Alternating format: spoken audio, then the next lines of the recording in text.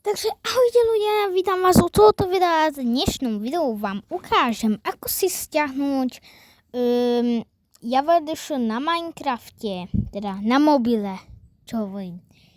Takže pôjdeme do obchod Play.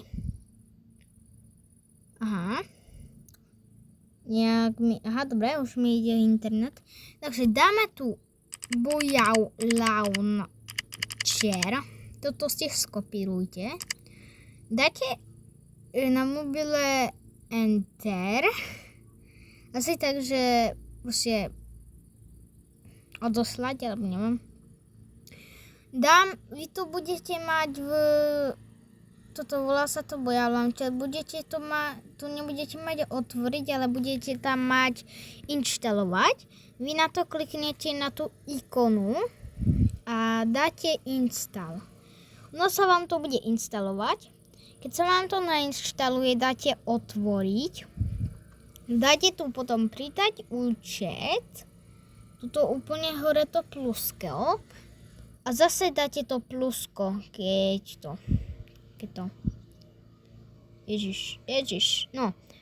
Dáte potom local account, to druhé, a tu si dáte používateľské meno. Nemusíte e-mail, ale proste používateľské meno, ako sa budete volať v Minecraftu.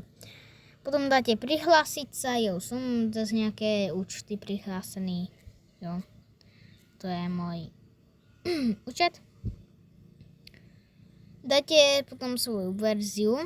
Pozor, dáte vytvoriť verziu, kliknete na tú danú verziu, čo ste mali, dáte odporúčam Optifine a dáte si 1.21.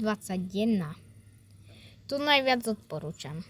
Aby ste mali tak pre silné mobily musíte mať tak okolo 200 fps, ak sa nemýlim. Keď máte 200, ste frajer. Napíšte do komentárov, keď máte 200, no tak napíšte do komentároch, že proste napíšte do komentároch like. To je úplne všetko, čo chcem. Proste like. Keď máte 200 fps. Keď máte 100, proste nejaký náhodný smajlik, ale hlavne nie fucker. Prosím, hlavne nie to, prosím. To není smajlik, to je proste ukazovák. Prostredník. To mi neukážete, ďakujem. No, potom dáte hrať.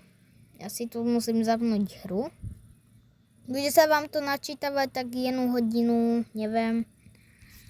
Keď sa vám to načíta, vy to budete mať inak nastavené, než ja dáte proste, tu máte to ozúbené kolečko, úplne hore, to maličké, dáte vlastné ovládanie prvkov a potom si to takto môžete hýbať s tým, že ako to chcete mať nastavené.